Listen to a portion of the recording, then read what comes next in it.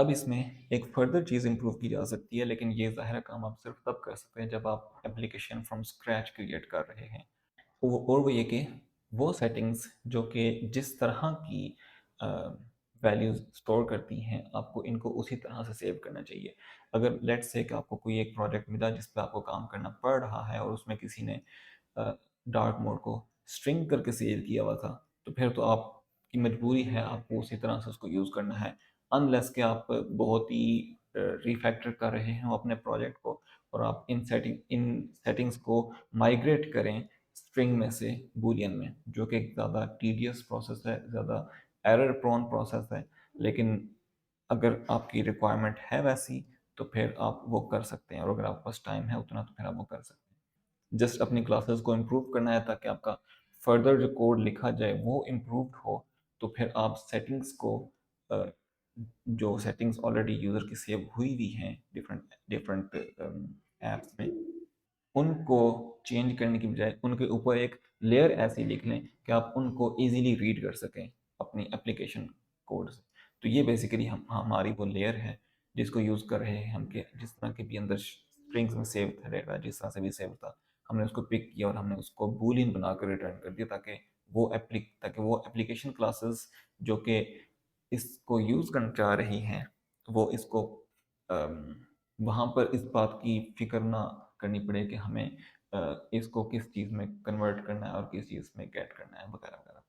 लेकिन जो बात मैं ओरिजिनली करना चाह रहा था वो ये कि अगर हम फ्रॉम स्क्रैच एप्लीकेशन क्रिएट कर रहे हैं और सेटिंग्स की class for the first time create कर रहे हैं, तो हम इसको फर्दर इम्प्रूव कर सकते हैं। जैसे कि हमें पता है डार्क मोड बूलियन है, तो बजाय इसके कि हम इसको सेटिंग्स बनाएं, हम इसको रखें ही एक बूलियन, जो कि डिफ़ॉल्ट में हमें वैल्यू ये रिटर्न करता हो और ये सब कुछ इधर से निकल जाए और ये सिंपल यहाँ से रिटर्न कर दे डिफ़ॉल्ट वैल्यू फॉल्स। ठीक। और इसी तरह पुट स्ट्रिंग करते वक्त आपने यहाँ पर बूलियन पास किया, इसकी बेसिस पे स्ट्रिंग डिसाइड करने की बजाय जो भी बूलियन पास किया वो आपने एज इट इज इसमें पास कर देना है, तो वो आपका आपका बूलियन सेव कर लेगा। ठीक। और की जो है हमारी वो दोनों केसेस में यूज़ हो रही है। तो ये तो आप काम तब कर सकते हैं जब आप एप्लीकेशन क्रिएट करें या फिर फ्रॉम स्क्रैच आप शेयर प्रेफरेंसेस की क्लास क्रिएट कर रहे हैं। अब यही चीज़ हम इधर भी कर सकते हैं और काफ़ी इम्प्रूव कर सकते हैं, क्योंकि राइट ना यहाँ पर स्टिल दो कीज़ मौजूद हैं। तो दो कीज़ की बजाय हम एक ही की रखें, और यहाँ पे हम क्या करेंगे, यहाँ पे हम इस डेटा को एज सीरियलाइज्ड स्ट्रिंग सेट कर लेंगे। सीरियलाइज से मुराद मेरी ये नहीं कि हम कोई सीरियलाइजेबल चीज़ यूज़ करेंगे। बेसिकली सिर्फ मुराद ये कि हम जो हमारी क्लास है उसको स्ट्रिंग में बनाकर सेव कर लें और बाद में गेट करते वक्त उसको स्ट्रिंग में से ब्रेक डाउन करके हम उसको यूज़ कर लें। तो वो चीज़ कैसे की जा सकती है, अब लेट्स से सबसे पहले हम सेट करने की बात करते हैं। तो ये हमारे पास डेटा आया, यहाँ पे हम क्या करेंगे, shared preferences edit put string, और यहाँ पे मैं क्या करूँगा, हमारी जो की है वो पास करते हैं विजिट पोजीशन, और डेटा है हमारा विजिट पोजीशन डेटा अप्लाई। अब ये एज इट इज़ तो यहाँ पर नहीं पास किया जा सकता, क्योंकि इसको रिक्वायर्ड है स्ट्रिंग, और हम जो इसको पास करें वो है विजिट पोजीशन डेटा। तो हम एक काम करते हैं कि हम अपने इस फंक्शन इस क्लास को ऐसा लिख लेते हैं कि वो जितना भी डेटा आपके पास मौजूद है जो कि प्रिमिटिव टाइप का डेटा है उसको कन्वर्ट कर ले स्ट्रिंग में। तो लेट्स से कि मैं इसको कैसे करूँगा, तो वो मैं इस तरह कर लेता हूँ कि मैं अपना जो टू स्ट्रिंग वाला फंक्शन होता है उसको लेट्स से ओवरराइड करता हूँ, और यहाँ पर मैं कर लेता हूँ एक्स की वैल्यू जो भी थी इन दो के बीच में सेपरेटर, ये कोई भी सेपरेटर यूज़ किया जा सकता है, मैं इसको प्रेफर कर रहा हूँ, और y की वैल्यू। तो ये बेसिकली हमारी जो भी x और y के फ्लोट की वैल्यूज थी, लेट्स से x की वैल्यू थी 32.56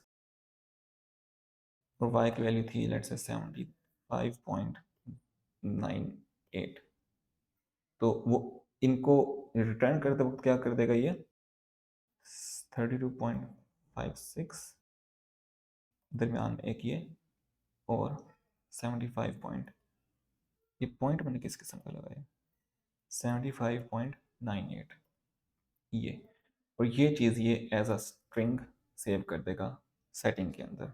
बाद में जब हमने इसको गेट करना होगा तो हम इस स्प्लिटर को, इस जो डिवाइडर है इसको यूज़ करेंगे स्प्लिट करने के लिए, और हमारे पास दो अलग अलग वैल्यूज़ आ जाएंगी।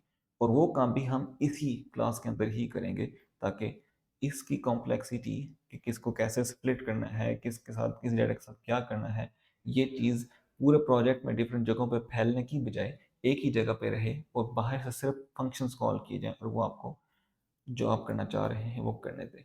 सो अब यहाँ पे क्या होगा, डॉट टू स्ट्रिंग, अब हमने इसमें स्ट्रिंग पास कर ली तो ये फंक्शन खुश हो गया और हमारा काम चल गया।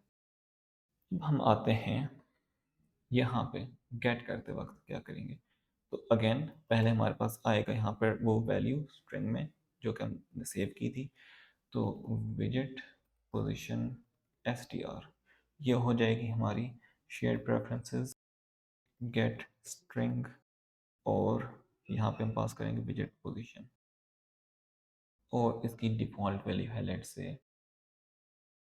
अब यहाँ पे हमारे पास जो स्ट्रिंग बन के आई है वो नल भी हो सकती है। अगर वो नल है तो हम यहाँ से एक विजेट का पोजीशन का ऑब्जेक्ट रिटर्न करवा देते हैं जो कि बिल्कुल एम्प्टी हो। सो इफ विजेट पोजीशन स्ट्रिंग, ये हमने अपनी जो डिफ़ॉल्ट वैल्यूज़ जो पहले हमने लिखी हुई थी गेट फ्लोट के अंदर, वो वैल्यूज़ हमने यहाँ पर करके इस तरह से बना दी, और यहाँ पर हम लिख लेते हैं सॉरी, इस वार्निंग पे थोड़ी देर तक आते हैं। अब ये वो पॉइंट है जिस पॉइंट पे हमें इसमें से कोई ना कोई डेटा मिला। अब हमने इस डेटा को यूज़ करते हुए विजेट पोजीशन का ऑब्जेक्ट क्रिएट करना है। ये काम कैसे होगा, विजेट position string dot split, split करने के लिए अगर याद हो आपको हमने यूज़ किया था ये, लेकिन अब आप देखें यहाँ पर एक खराबी वाला पार्ट। अब ये चीज़ मुझे याद रखनी पड़ रही है कि यार हमने ये यूज़ किया था और ये नहीं यूज़ किया, या फिर ये नहीं यूज़ किया, वट एवर जो भी हमने कैरेक्टर यूज़ किया था वो मुझे इस पॉइंट पे याद रखना पड़ेगा कि हमने इस फंक्शन में क्या यूज़ किया था। तो आपकी लॉजिक जो है वो आपके पूरे प्रोजेक्ट में बिखरना शुरू हो गई है। इस जगह पे आपको लिखना पड़ रहा है, किसी और जगह पे आप कुछ और करने लगेंगे, वहाँ पे आपको शायद फिर से लिखना पड़े। ठीक है, तो हमारी कोशिश ये होनी चाहिए कि जितनी भी लॉजिक है वो एक ही जगह तक रिस्ट्रिक्टेड रहे, ताकि हर शख्स उसी के पास आए और वहीं पर ही वो लॉजिक यूज़ हो और वो आपको रिटर्न कर दे जो भी चीज़ आपको चाहिए। तो अब हम क्या कर सकते हैं, अब हम विजिट का, क्योंकि इसका यहाँ पे एक ऑब्जेक्ट मौजूद नहीं है तो हम इसका कोई फंक्शन नहीं कॉल कर सकते, लेकिन हम ये कर सकते हैं कि इसके अंदर हम एक स्टैटिक फंक्शन क्रिएट कर लें जो कि ऑब्जेक्ट से बाहर एग्जिस्ट कर सकता है। तो हम क्या करेंगे, कंपेनियन ऑब्जेक्ट एक सेक्शन बनाएंगे जिसके अंदर हम कोई भी फंक्शन लिख सकते हैं, तो वो स्टैटिक फंक्शन हो जाएगा जो कि इसके ऑब्जेक्ट के बगैर भी एग्जिस्ट कर सकता है। तो अब हम क्या लिखेंगे,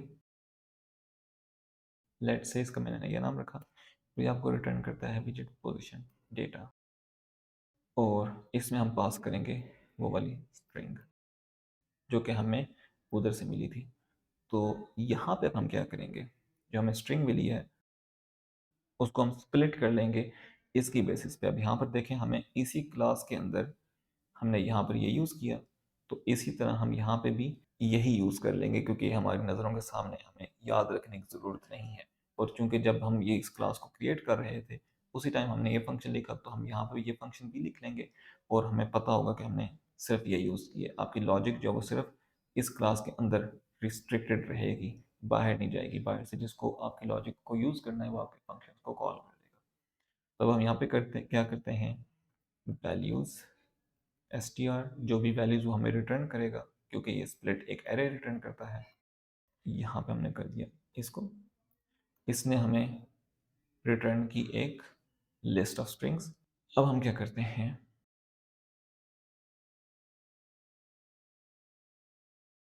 क्योंकि ये स्ट्रिंग में था तो हमने उसको फ्लोट में कन्वर्ट कर दिया। सिमिलरली अब देखें, इस फंक्शन को कोई भी शख्स यूज करते हुए फ्लोट के अलावा कोई डेटा नहीं पास कर सकता, because we have made sure कि इसके अंदर जो वैल्यूज हैं वो फ्लोट में हैं और इसी का फंक्शन यूज किया जा रहा है जो कि फ्लोट को स्ट्रिंग में कन्वर्ट कर रहा है। तो इस स्पेसिफिक सेटिंग के अंदर फ्लोट के अलावा कोई भी ऐसी स्ट्रिंग नहीं जाएगी जो कि फ्लोट में वापस कन्वर्ट ना की जा सके, जिसका बेसिकली मतलब ये है कि हमारी इस जगह पे जब हम फ्रॉम स्ट्रिंग लिख रहे हैं तो यहाँ पे हम तसल्ली से इस स्ट्रिंग को फ्लोट में कन्वर्ट कर सकते हैं। हमें पता है कि इस जगह पे कभी भी कोई ए बी सी नहीं लिखी हुई होगी, तो हम उसको इजीली फ्लोट में कन्वर्ट करेंगे, कभी भी आपको एक्सेप्शन नहीं देगा किसी भी किस्म की। अब हम आते हैं यहाँ पे जिस जगह पे हमने इसको क्रिएट करना था, इसके ऑब्जेक्ट को, तो विजिट पोजिशन डेटा डॉट, अब देखें हमारे पास ये फ्रॉम स्ट्रिंग का एक फंक्शन आ गया। फ्रॉम स्ट्रिंग यहाँ पे हम पास कर देंगे विजिट पोजिशन स्ट्रिंग जो कि हमें इसने रिटर्न की थी, और ये पूरा फंक्शन आपको रिटर्न कर देगा विजिट पोजिशन डेटा का ऑब्जेक्ट, जो कि इस फंक्शन की रिक्वायरमेंट है कि इसकी रिटर्न टाइप है विजिट पोजिशन डेटा, इसको रिटर्न किया जाए। तो हम यहाँ पर डायरेक्टली लिख लेते हैं return and your function is completed. So ये एक तरीका है कि आपने मल्टीपल टाइप ऑफ डेटा को जो कि एक साथ बिलोंग कर रहे हैं एक ही की के अंडर सेव करने का। अब एक ही की है, दो फंक्शंस हैं, वो आपसे डेटा भी प्रॉपर फॉर्म में ले रहे हैं और वो आपको डेटा भी प्रॉपर फॉर्म में रिटर्न कर रहे हैं। तो यहाँ पर एरर के चांसेस आपने नियर टू ज़ीरो कर दिए। अब हम आते हैं इस वार्निंग पे। तो अगर हम इसको देखें तो आपको ये कह रहे हैं कि आप इसको ऐसे यूज़ कर सकते हैं, तो हम इसको रिप्लेस कर लेते हैं विद दिस कि ये पार्ट ऐसे कर लिया जाए, और which is also fine, use किया जा सकता है, लेकिन मेरे नज़र से ये ज़्यादा रीडेबल है। ऑल्दो एक और रीडेबल चीज़ भी की जा सकती है, और वो ये कि हम यहाँ पे करें return visit position string let. अब लेट के अंदर ये वाला वो पार्ट है जहाँ पे अगर इसकी वैल्यू नल नहीं होगी तो ये एग्जीक्यूट होगा। तो यहाँ पे हम क्या कर लेते हैं, तो यहाँ पे लिख लेते हैं इट, और अगर ये चीज़ पूरी की पूरी नल हुई तो आपने यहाँ से रिटर्न क्या कर देना है, ये चीज़। अब आपका ये इफ कंडीशन भी निकल गई और अब ये ज़्यादा मेरी नज़र में रीडेबल हो गया। सबसे पहले आप चेक कर रहे हैं कि क्या ये नल है कि नहीं। अगर ये नल नहीं है तो फिर आपने इसको यूज़ किया फ्रॉम स्ट्रिंग्स करते हुए, और जो भी इसने चीज़ बनाई वो विजिट पोजीशन डेटा इसने बनाया बेसिकली, और वो फिर आपने इधर से रिटर्न करवा दिया। अगर ये नल था तो फिर आपने विजिट पोजीशन डेटा का ऑब्जेक्ट 0 0 वैल्यूज़ के साथ जो डिफ़ॉल्ट वैल्यूज़ थी उनके साथ आपने रिटर्न करवा दिया। तो ये चीज़ हमारी बन गई। अब यहाँ पे जिसने भी इसको यूज़ करना है वो ऑलरेडी हम यूज़ कर रहे हैं वैसे, लेकिन वो सिंपल इसको गेट विजिट करके यूज़ कर सकता है। इसी तरह अगर किसी ने वैल्यूज़ को सेट करना है शेयर प्रेफरेंस यूटिल्स गुड में, तो वो सेट विजिट पोजीशन करें और यहाँ पे उसको सिर्फ विजिट पोजीशन डेटा का ऑब्जेक्ट पास कर सकता है, वो उसके अलावा नहीं कर सकता। तो विजिट पोजीशन डेटा का ऑब्जेक्ट क्रिएट करें और यहाँ पे उसकी जो भी वैल्यूज़ हैं वो इन वैल्यूज़ को लेट्स से पास ऑन कर दें। तो ये बेसिकली ये वैल्यूज़ वो क्या कहते हैं फ्लोट की वैल्यूज़ स्ट्रिंग की फॉर्म में कन्वर्ट होकर सेव हो जाएंगी, और जब आप गेट करेंगे तो यहाँ पे आपको ये वाली वैल्यूज़ स्ट्रिंग से फ्लोट में कन्वर्ट करके यहाँ पर मिल जाएंगी। तो मेरी नज़र में ये क्लास अब इम्प्रूव हो गई है इस वाले की निस्बत, क्योंकि यहाँ पे आपको काफ़ी सारी चीज़ें याद रखनी पड़नी थी और यहाँ पे आपको काफ़ी सारी चीज़ों का खुद से ख्याल रखना पड़ना है, उन चीज़ों का भी जिनको आपने पहले किसी टाइम पे किया और उसमें अब महीने गुजर चुके हैं या हफ्ते गुजर चुके हैं और अब आपको याद नहीं है, तो आपको वापस जाके देखना पड़ेगा, या फिर किसी और डेवलपर ने काम किया और अब आपको उसकी वैल्यूज़ को जाके देखना पड़ेगा। जबकि इस केस में चाहे आपने काम किया हो चाहे किसी और डेवलपर ने काम किया हो, आपको यहाँ पे रहते हुए जब भी आप करेंगे शेयर प्रेफरेंसेस यूटिल्स गुड, तो ये आपको सिर्फ फंक्शंस बता रहा है इसके अंदर कौन कौन सा फंक्शन है जो कि आप यूज़ कर सकते हैं। अगर आपने डार्क मोड रिलेटेड कुछ करना है तो आप जस्ट डार्क लिखें, तो आपको उसकी रिटर्न टाइप भी बता रहा है और ये भी बता रहा है कि सेट करते वक्त आपने इसमें क्या वैल्यू पास करें। अगर आपने पोजीशन गेट करनी थी तो आप जस्ट पॉज लिखें, वो आपको पोजीशन वाले सारे फंक्शन ला कर दिखा देगा जो आपको ये भी बता रहा है कि इसकी डेटा रिटर्न टाइप क्या है और इसको सेट करने की वैल्यू क्या है। तो ये मेरी नज़र में इम्प्रूव्ड फॉर्म है इस वाली क्लास की। अब मैं एक लास्ट चीज़ पे आऊँगा जो कि काफ़ी इम्पोर्टेंट है। वो मैंने पहले नहीं लिखी हुई थी क्योंकि मैं चाहता था कि वो मैं साथ साथ लिखूँ, साथ साथ उसकी एक्सप्लेनेशन दूँ। तो अब उस पर स्टार्ट करते हैं काम। सो लेट्स से कि हमने क्रिएट करना है एक सेटिंग यूज़र के लिए कि यूज़र का हमने जेंडर सेव करना है। और जेंडर जो है वो सिर्फ हम मेल फीमेल नहीं कलेक्ट कर सकते, हमें उसमें एक और ऑप्शन भी रखनी होती है ताकि अगर यूज़र प्रेफर करे कि वो अपना जेंडर नहीं स्पेसिफाई करना चाहता तो वो उसको सिलेक्ट कर सके।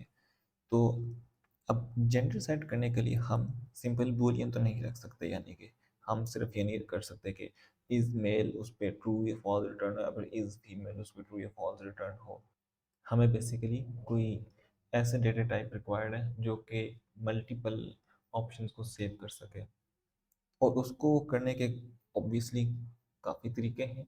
इंटीजर को यूज़ करके भी किया जा सकता है। लेट्स से -1 का मतलब है मेल, 1 का मतलब है फीमेल, 0 का मतलब है कि कोई वैल्यू सेट नहीं की गई, या फिर अनस्पेसिफाइड, या फिर ये कि 1 2 3 करके रखा जा सकता है। 1 का मतलब मेल, 2 का मतलब फीमेल और 3 का मतलब अनस्पेसिफाइड, कुछ भी किया जा सकता है।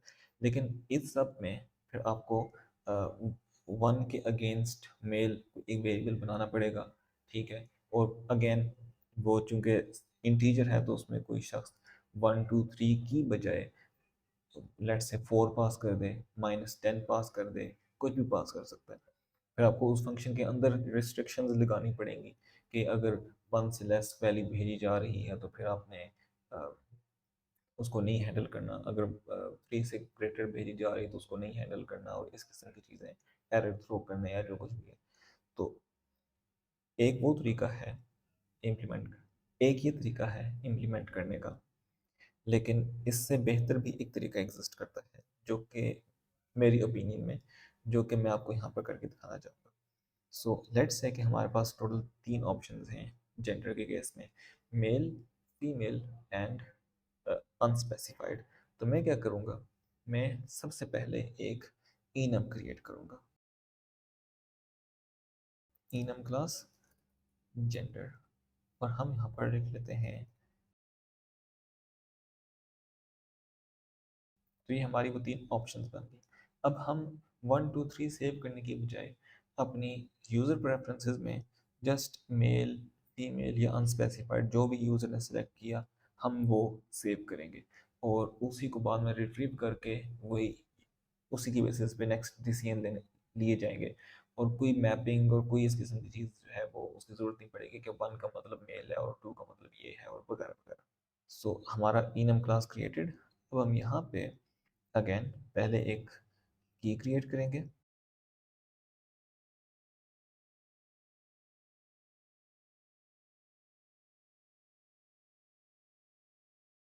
अब जब जेंडर हमें रिसीव होगा तो उस जेंडर को हम एज अ स्ट्रिंग कन्वर्ट करके अपनी सेटिंग्स की फाइल में, शेयर प्रेफरेंसेस की फाइल में सेव कर सकते हैं। और वो उसमें कन्वर्ट कैसे होगा, इनम के अंदर बाय डिफ़ॉल्ट वो फंक्शन मौजूद होते हैं जो कि आपको उसमें कन्वर्ट कर दें। अब उसको ट्राई करके देखते हैं। सबसे पहले इसमें हमने पास करनी है की। तो की है हमारी यूज़र जेंडर, और वैल्यू क्या है, जो भी हमें जेंडर पास किया गया उसका नेम। ये नेम जो है ये एग्जैक्ट वो चीज़ है जो कि जेंडर की गया, जो कि ये है जस्ट इन डबल कोट्स, ये मेल है स्ट्रिंग में। और अगर फीमेल पास किया गया था तो फीमेल होगा स्ट्रिंग में, अगर अनस्पेसिफाइड पास किया गया तो अनस्पेसिफाइड होगा स्ट्रिंग में। तो ये वो वाली स्ट्रिंग बाय डिफ़ॉल्ट मौजूद होती है इसमें, तो उसको हम यूज़ कर लेंगे। और अब हम कर लेते हैं अप्लाई। तो ये हमारा जेंडर तो सेट हो गया। गेट करते वक्त हम क्या करेंगे, और एक डिफ़ॉल्ट वैल्यू जो कि लेट्स से कि हम कर लेते हैं नल। अब ये हमें रिटर्न करेगा एक स्ट्रिंग में वैल्यू जेंडर str। अब इस स्ट्रिंग से हमने जेंडर का वो स्पेसिफिक इनम क्रिएट करना है जो कि इनिशियली सेव किया गया था। तो फर्स्ट ऑफ ऑल वही चीज़ जो कि हमने इधर देखी थी कि अगर नल हो सकता है हमारे पास तो हम क्या करेंगे, तो मैं करता हूँ अगर ये नल हुआ तो हम let's say gender dot unspecified return कर। और अगर ये नल ना हुआ तो फिर हम क्या करेंगे, अब ये इनम की इक्वालिटी है, इनम के अंदर ऑलरेडी एक फंक्शन मौजूद होता है वैल्यू ऑफ। इस फंक्शन के अंदर आप स्ट्रिंग पास करें तो वो आपको अपने जितने भी उसके पास ऑप्शंस मौजूद हैं उसमें से कंपेयर करके वो वाला स्पेसिफिक आइटम जेंडर का ऑब्जेक्ट बनाकर रिटर्न कर देगा। सो हम यहाँ पे लिखते हैं वैल्यू ऑफ, और इसमें हम वो स्ट्रिंग जो कि अभी हमें मिली है वो पास कर लेते हैं 8 के। एंड दैट्स इट, टोटल ये काम है। अब देखें यहाँ पे अगर हम करते हैं जेंडर सेट, सेट अगर करना है तो करेंगे shared preferences good dot set gender. अब यहाँ पे आप ऑप्शन में सिर्फ जेंडर को वैल्यू पास कर सकते हैं जो कि या मेल होगी या फीमेल या फिर अनस्पेसिफाइड।